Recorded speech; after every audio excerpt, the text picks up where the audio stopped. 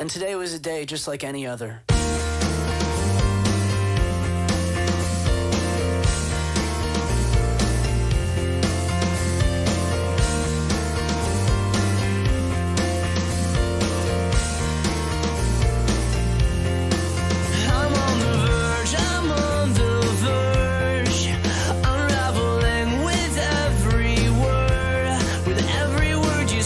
Make me believe that I won't feel your tired tongue.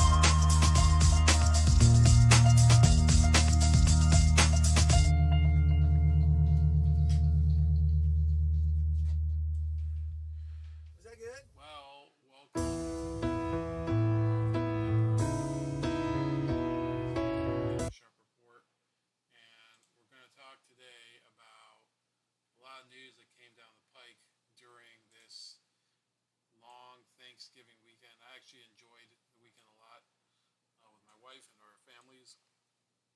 I'm sure many of you did too. And I'm ready to get back to work tomorrow, but a few issues I wanted to talk about before I did. And I don't always feel like having to do it while driving in the car in the morning. So, just so you're aware, I am back on Twitter. Uh, so, I'm going to discuss a little bit my feelings about what's undergone, what the platform's undergone since Elon Musk took over, and some of the controversies that have developed from that. So, before I start, I do want to encourage you to like, share, and subscribe. You can find me on all of the different social media and video hosting accounts that are in the link tree in the description. And make sure to share this wherever you can. I have shared it on a number of different platforms, not yet on Twitter, but any little help will do. And let's get this on the topic. So Elon Musk bought Twitter. I think he officially took it over sometime at the end of October, if not, the beginning of this month, November. And the platform has undergone a real transformation in terms of its public image. And you have to understand that until he took it over, many in the media were taunting him because they were saying, well, he's going to end up having to buy Twitter because he went and did a tender offer that he wouldn't be able to back out of, and therefore they were making fun of him for that at the time. They were saying, well, he bit off more than he could chew, and he's going to end up having to bite the bullet and buy the platform. Well, Elon Musk eventually did agree to go through with the deal, and now these people are less happy than they've ever been because they've lost their platform. I think the biggest story in terms of that was, I believe it was Sam Harris. He rage quits Twitter a couple of days ago. Let me see here. So this is from Paul Joseph Watson's outlet, which is called Summit.News. He says Sam Harris rage quits Twitter days after claiming Hunter Biden laptop story was right, quote, by accident.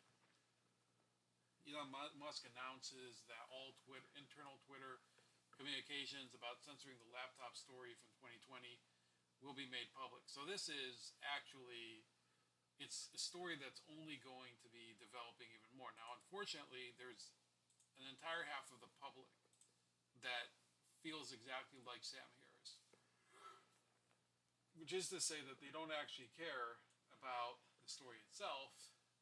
They only care that, that they feel that this is only important in the context that it's lucky that the Hunter Biden story did not hit before the 2020 election. And I mean, it hit, but it didn't get the traction that it needed because it was censored by Twitter, it was censored by other social media companies. Mark Zuckerberg actually went on the record with Joe Rogan and said, yeah, we had this approach where we figured out ways to limit its reach. So it says lefty philosopher Sam Harris has deleted his Twitter account just days after he claimed that the New York Post report on the infamous Hunter Biden laptop was correct by accident, a comment that renewed scrutiny of Harris's previous comments that he supported censorship of the story.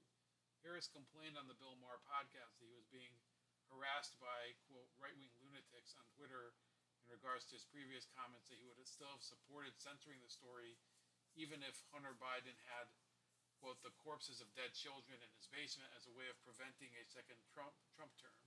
Now Harris' Twitter account, which had 1.5 million followers, is gone.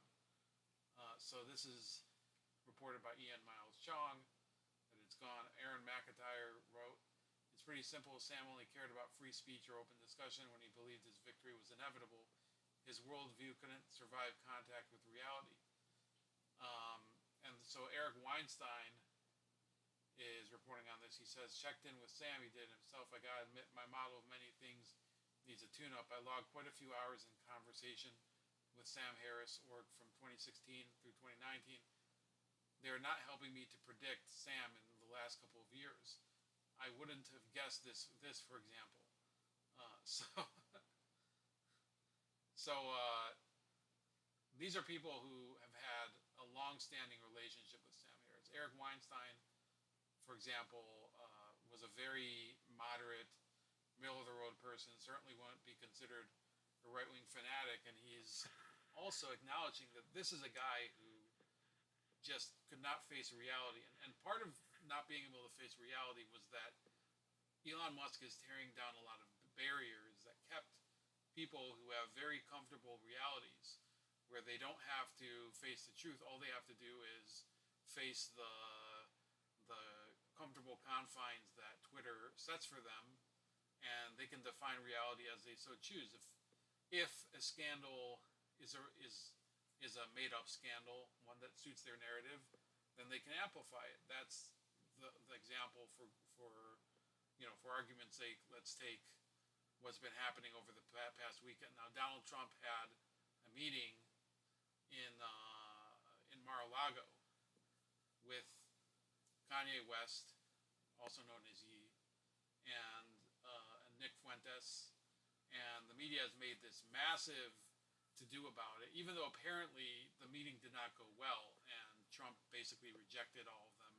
He didn't know who Fuentes is, and that I think encompasses what a fake scandal is, that they're mad about him having a meeting that didn't go very far, and they're claiming that is evidence of his extremism, when in reality it's more evidence that he probably just doesn't really know how to filter out the people in his life that are causing the most problems. But it doesn't mean that he's part of some sort of massive hate monger conspiracy.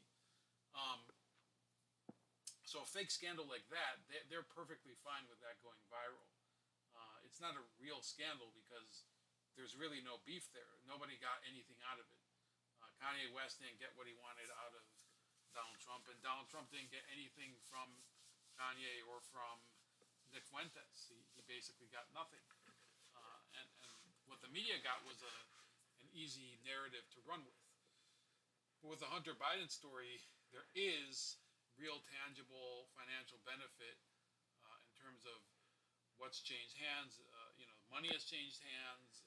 There's been a lot of illegal activity that's happened, a lot of it documented both on video and through email, involving Burisma and the CEFC, this Chinese energy company, giving financial favors to the Biden family.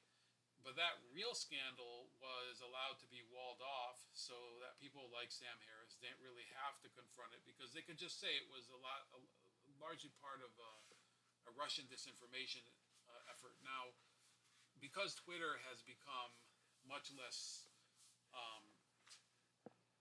much less inhibited for people like him, and therefore they have to contend with a lot more people that are forcing him to face the reality that he denied was real. So Sam Harris no longer feels that Twitter is a suitable place for him to share his views and his observations of the world, so he's quitting it. And so have many left-wingers who are trying to migrate to places like Tribal and Mastodon. Those platforms, I think, will have their day in the sun, but I don't think that they'll ever reach the universal popularity of Twitter among people who use social media a lot. Now, the truth is, Twitter was never really as popular as people in the media thought it was.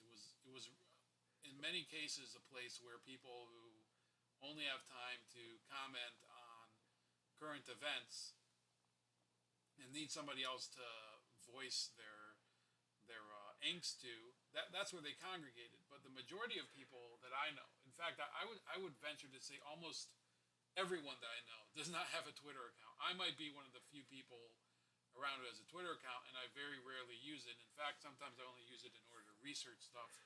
I've only seldomly tweeted with my new Twitter account. Uh, in fact, another tidbit I want to throw in: Elon Musk has committed to a general amnesty of banned Twitter accounts in the past few days. So the old Twitter account that I had, which was the @ChefLeopard Twitter, will probably be, I guess, technically active again. I haven't really decided if I need it because look at what's gone on since then. It's been almost I think it's been more than 4 years since I had that regular account, and really Twitter never really added much to my life. It was a huge waste of time. I probably am better off not using it as much. So I think Elon Musk has a tough road to or a tough mountain to climb in order to get Twitter into general usage. But it can be done if he plays his cards right. If he creates an environment where people really think that they're having their lives added to by his management of Twitter, and since he's also saying that if he needs to, he'll compete with other big tech sites in order to make Twitter more have more features, things that will get people to be more interested. Then yeah, Twitter may actually make a comeback. It was actually my hope that the deal would fall through and Elon Musk would allow Twitter to die, but he went ahead and did the exact opposite. So, uh, I just can't believe that he said this whole thing about Biden could have had the corpses of children in his basement. Um, says here, it isn't clear whether Harris quit Twitter in response to reporting on his comments or whether Elon Musk's voice of the people inspired decision to reinstate Trump and grant a general amnesty to others spurred the move, or both. Either way, he's taken his ball home. Twitter before Elon, no Donald Trump. Twitter after Elon, no Sam Harris. So he puts a clown world thing. Now, here's another thing he said. Osama bin Laden is far less reprehensible to me than Trump. So, how do you deal with a person like this who considers himself to be part of the intellectual leadership of America? That's what Elon Musk. That's what Elon Musk exposed. That this is a person who they consider themselves to be part of America's real intellectual elite, and in reality, they were somebody who was willing to make very sketchy moral comparisons between Donald Trump, who never really hurt anyone, at least not personally, and Osama bin Laden, who actually terrorized most of Western civilization for 15, 20 years. That's the type of logic you got from Sam Harris, and I think that what was really the problem throughout this period, since Twitter became more heavily censored, was that there were many people out there like Sam Harris that, on the surface, they were trying to say, yeah, I believe in an open society and open dialogue, and I want people to be able to debate very very controversial ideas, and I want to be a person who has that forum, and that's the way you put it out on the surface. When in reality, when push came to shove, there were plenty of people who he said don't belong in that conversation, and he felt that they were so dangerous and so toxic to the public and the general consciousness that he supported banning people from Twitter that he considered to be dangerous. So you had people who were nominally free speech advocates who became major censorship advocates. It was a very perverse process where people who, for a long time, Sam Harris was part of that so-called intellectual dark web that started in 2017. That's when it was dubbed that by a bunch of liberal journalists who were actually against it. So they created this intellectual dark web, designation, and they threw in people that took up the mantle gladly because they liked it. It was very marketable. Sam Harris was one of them, but you also had Eric and Brett Weinstein. You had Dave Rubin for a while. You had Gad Sad. You had Jordan Peterson. I think you even had Tim Pool. The intellectual dark web was an interesting period of time when there was this blacklist of public intellectuals that the media was saying was dangerous for the general public to consume their content, but they themselves were using that designation as a great marketing ploy. And that's one of the reasons that Twitter was driven increasingly to censor more and more, because these people were doing pretty well on Twitter. Their ideas had a lot of cachet with certain segments of society.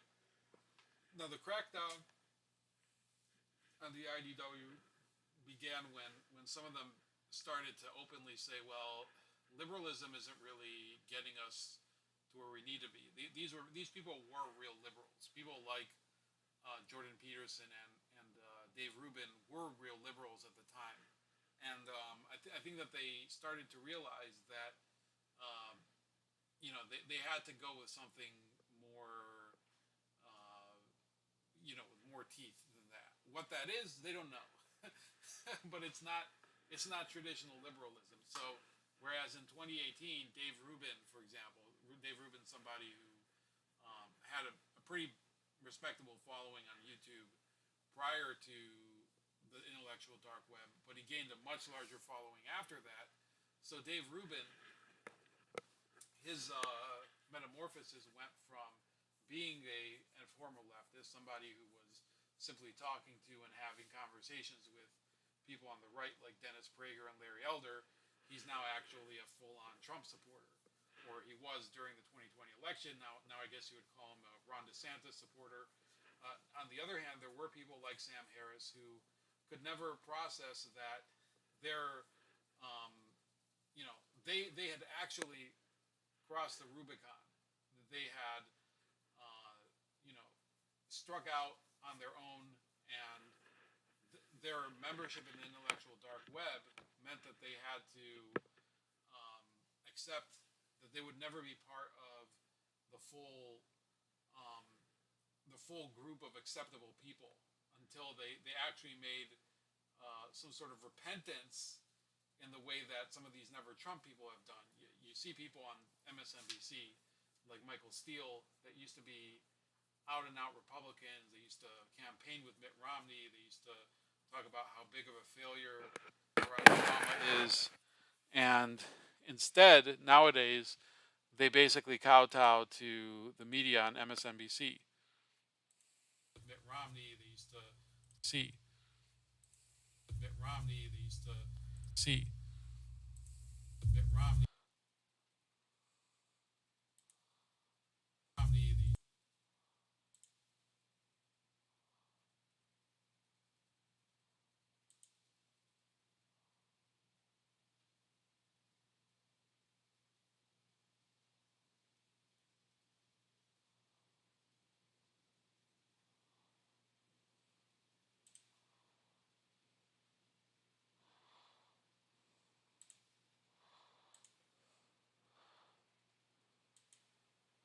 So yeah, sorry, I wanted to check how my audio is. It probably wasn't that good up until now. Sorry about that. So, so what we've been talking about up until now, yes, is the whole Twitter fiasco with Elon Musk and his alienation of the fake liberals, people like Sam Harris. So it's good to see him gone. The guy definitely hadn't. Uh, he couldn't walk the walk. He's somebody who talked a lot about freedom of speech for a long time, and then once the ramifications for that became clear, that in order to have real freedom of speech, you have to include a lot of stuff that's very hurtful and offensive. Then he started to chicken out and believe that you have to censor as much of it as possible. So, yeah, I would say good riddance to Sam Harris. And I personally was never really taken with him. I always thought he was somebody who seemed a little bit more into himself than he was into, telling the truth and being a real uh, social commentator who could have bold new ideas. A real. All right. So if you are watching, I do want to ask you if you can tell me if your audio and video are working, because I'm seeing a little bit of a problem on my end. Okay, thank you, Larry Gerke. Let me know how both the video and the audio are doing, because I just checked the audio. It seemed to be working well, but the video, not so much. We're going to talk about some other stories today. We're going to talk about the student loan forgiveness. This is from the New York Post. So they don't have a full-on loan forgiveness program, but they are going to extend the pause on student loan repayments until as late as September 2023. And that is a real gift for um, for people who are, holding large student loan debt. But it's also something that even people who are within the people who are within, I guess, mainstream politics are saying, yeah, that's just a giveaway. It says in this New York Post article that it's costly, inflationary, regressive, and financially unjustified. It also breaks Biden's promise to end the pause come January. But right after Election Day, the courts started striking down his blatantly illegal bid to outright cancel student loan debt up to 20 grand, up to 20 grand, raising charges that he'd outright conned young people into voting for Democrats with an order he himself had long acknowledged he lacked the power to issue. That risks a backlash against the Democrat in Georgia. So he's now pretending to hope court appeals will let him do the giveaway after all, and extending the repayment moratorium begun during the COVID recession, extended repeatedly and finally set to expire next month until 60 days after either 1, June 30th, 2023, or 2, the end of litigation. That is, he's extending the con at a cost to the taxpayers of $40 billion, CFRB estimates, mostly because Uncle Sam eats interest costs during the pause. That'll push the total taxpayer hit since repayments were first frozen in 2020 to a whopping $195 billion. So people think that it doesn't really matter if you cancel student debt, because there's a notion that's out there among much of the public that money is imaginary, that the federal government can just print as much of it as it wants, and it can print as much as it wants. But that eventually has a cost. Most nations have to bear that cost in a more direct way, because they don't have the reserve currency of the world. For example, if, I don't know, a country like, Ecuador were to do exactly what we're doing, and they have, were they to print too much money and not have enough goods to be bought by that money, then the cost of the goods would go up because there's too much money, and people aren't really being more productive in order to earn the money. There's just more of it, so the value of it goes down because there's still the same amount of stuff. There's a lot more of the money. So people in America, they don't get this concept because we have the reserve currency of the world. Therefore, much of the world still believes in the US dollar. They say, well, we will earn these dollars. We'll go use those dollars to buy something else because it's the reserve currency of the world. It's accepted in many different countries. So it still has value as of right now. But what happens if the money becomes so proliferate, the dollar, the US dollar, that countries start to say, well, you know what? Our purchasing power isn't really as good as we previously believed. So, maybe we're going to dump some of these dollars. We're going to buy some Swiss francs or euros or any of the other currencies, the yuan or the ruble or whatever. They're even talking about coming up with a single currency for the BRICS zone. So those issues will cause a real crisis in terms of the US dollar. But if that doesn't even happen, but you're starting to see what's happening in the US anyway, which is that within our own economy, we're seeing prices go up because there's just a way too big surplus of US dollars, then yeah, we are going to have an inflationary crisis. And we're already in the midst of some sort of inflationary crisis. It simply isn't as well acknowledged by the government as it should be. Because in other countries it's gotten worse because they don't have the reserve currency of the world. Our crisis is for the moment not as bad because we have an advantage that most other countries don't enjoy, that no other country enjoys, that they don't have the reserve currency of the world and we do. But once we lose that mantle, once we lose that championship belt, we're going to wake up to a much different reality. And that's something that I actually think about a lot. And I hope those of you that are out there, Chris and Larry are two viewers that are in the chat that have been with this channel for a long time. I hope they've been both thinking about for a while, thinking about ways to shore up their personal finances and their ability to weather this crisis, because it's not really going to leave any stone unturned. Even if they live overseas, it's going to affect them in some way. So just you know, wishing the best for all of you, and that you'll be ready for the challenges ahead. Um, Layoffs are becoming a real issue out there. I am uh, all the time watching the news for more layoff notifications. So there's a website I found called layoffs.fyi. For some reason, it isn't charging right now. So we'll see if we can get back. Let's see here. I might have to come back to this story.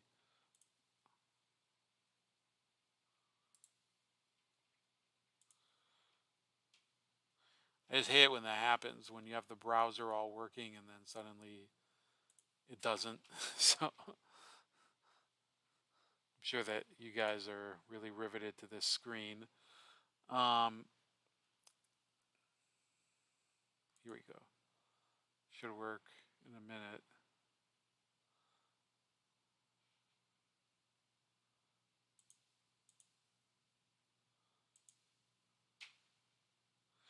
So while that's loading, and if it does load, we're going to move on to the title story. So some of you might know, in terms of football, I happen to be a Dallas Cowboys fan. Now, I don't talk a lot about football on here because it just isn't that important.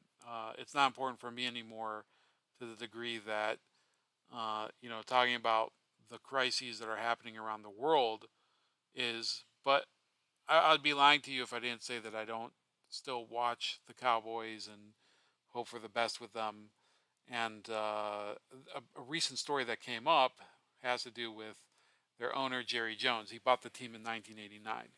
And he's been leading the team since they had a run of success in the 90s. And then since then, they've had a long spell of really failure after failure. And then, some mediocrity. And then once in a while, they'll have a good season. But Jerry Jones' term in the ownership has been, it's been a real mixed bag. So I've never been a fan of his, at least not since he fired the coach who was really the leader of the team when I was a kid, Jimmy Johnson. But there's a scandal that was brewing that was really so ridiculous that I had to look into it, and I heard about it a lot more from a couple other creators. One of them is called Sports Wars. The other one is called Black and White Sports. So it says in a newly surfaced photo from 1957, it shows 14-year-old Cowboys owner Jerry Jones among white teens blocking black students from entering their Arkansas high school, but he says he was only there out of, quote, curiosity. So this is the photo, and you can see him, circled in red, and that does look certainly a lot like Jerry Jones. If you see Jerry Jones' face, he has those those teeth and those really weird eyes that are a little too far apart.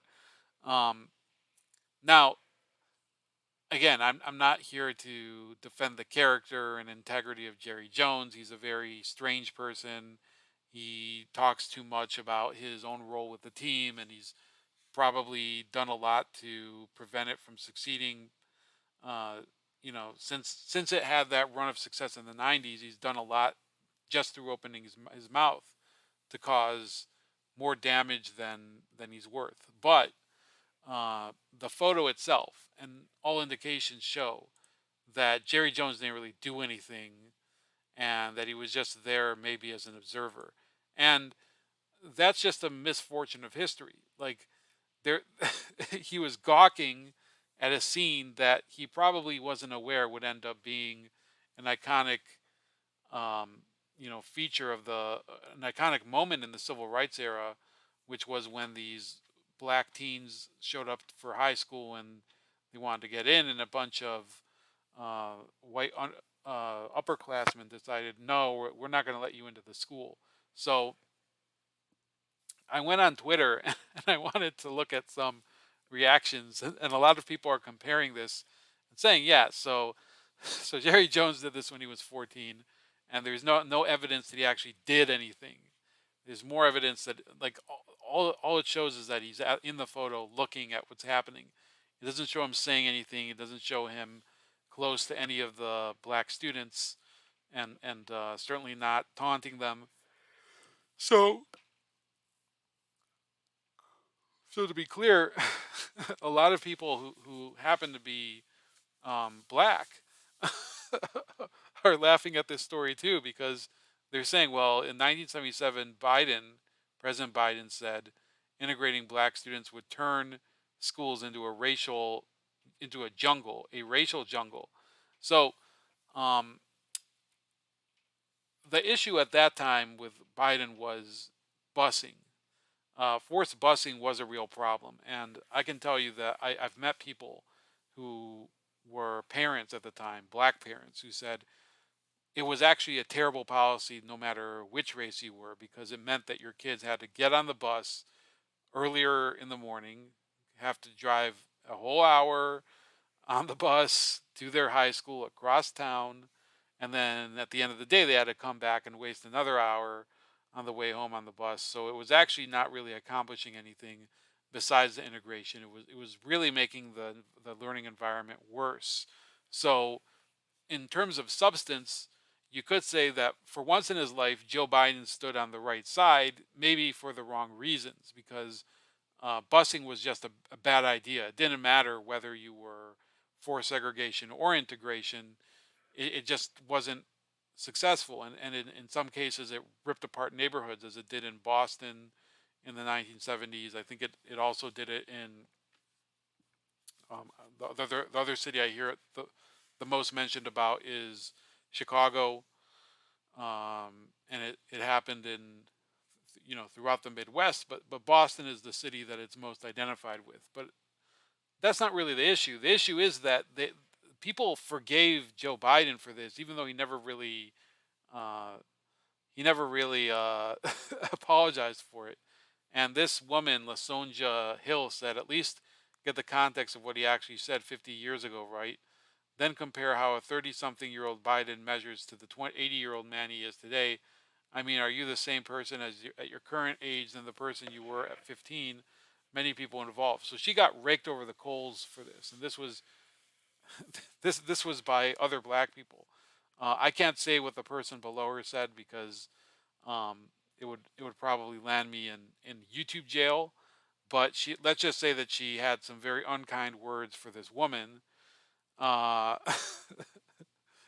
and what's really galling is that people are just supposed to swallow the fact that he's changed, even though he never really did anything to show that. Now, Biden, when he was in office in the '70s, he said oftentimes that he got along fine with segregationists like um, Herman Talmadge, who was a senator from Georgia. He got along fine with this guy, um, John Eastland, who was a senator from Mississippi. Let me see here. And new backlash against former Vice President Joe Biden. He's refusing to apologize as he faces growing criticism over comments he made about being able to work with others in Washington. But his examples were segregationist senators 40 years ago. ABC's Mary Bruce is in Washington with much more on this. Mary, good morning. Good morning, David. Well, Joe Biden says he was trying to make a point about civility and seeking common ground, but instead he's now facing some of his harshest criticism yet. And this morning, instead of apologizing, Joe Biden is now doubling down. This morning, Joe Biden defiant. Apologize for what? Refusing to apologize for touting his ability to find common ground with senators he disagreed with, even segregationists. The point I'm making is you don't have to agree. You don't have to like the people in terms of their views, but you just simply make the case and you beat them. Biden is facing sharp criticism for recalling his work with two staunch segregationists. At a fundraiser Tuesday, Biden describing Senator Herman Talmadge of Georgia as one of the meanest guys I ever knew, but adding, well, guess what? At least there was some civility. We got things done. And recalling Senator James Eastland of Mississippi, Biden said, he never called me boy. He always called me son. Biden's 2020 rival, Senator Cory Booker, demanding an apology. It's somebody running for president of the United States, somebody running to be the leader of our party, should know that using the word boy in the way he did can cause hurt and pain. Vice President Biden shouldn't need this lesson. Other candidates also slamming Biden's comments as tone deaf. For the vice president to somehow say that what we're seeing in this country today is a function of partisanship or a lack of bipartisanship completely ignores the legacy of slavery and the active suppression of African Americans. To coddle the reputations of segregationists, of people who, if they had their way, I would literally not be standing here as a member of the United States Senate, is, I think, it's misinformed and it's wrong. But That was Kamala Harris saying that about Joe Biden. But you know, within months, they forgave him for it. They didn't really care. And I don't think that they cared at the time that they said it, because the truth is these people would bend over their backwards just to remain close to the seat of power. So Jerry Jones, again, I hate to have to defend him because I don't think he's a good owner. And I think that if he would have retired a long time ago, the Cowboys would have gone back to being a generally good franchise. But this is just such a BS reason for going after a person. And, you know, he's 80 years old. The photo was obviously taken when he was in his teens. And there's no evidence he actually did anything in the incident.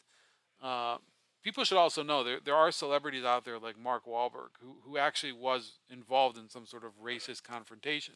And Wahlberg has sort of, from what I understand, tried to make amends for it. But there's other people. John Fetterman, well known to have chased down a black jogger in his hometown and wielded a shotgun at him because he thought that he had fired some gunshots in his neighborhood.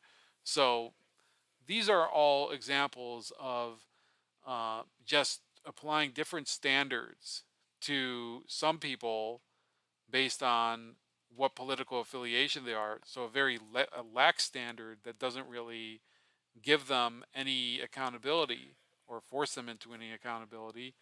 Whereas other people, for example, an NFL owner, they have the most harsh standards applied to them, even if there's no true wrongdoing that applies. Dave McDowell is in the chat. So I want to thank him for joining.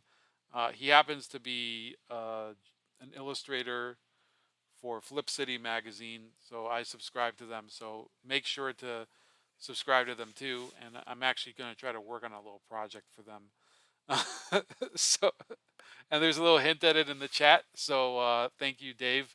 I have started working on it. I'm just not very good at like finishing one project before I start another. So, but I did start on it. So rest assured. Other than that, I think I'm going to cut it short for tonight. I do have to go back to work in the morning.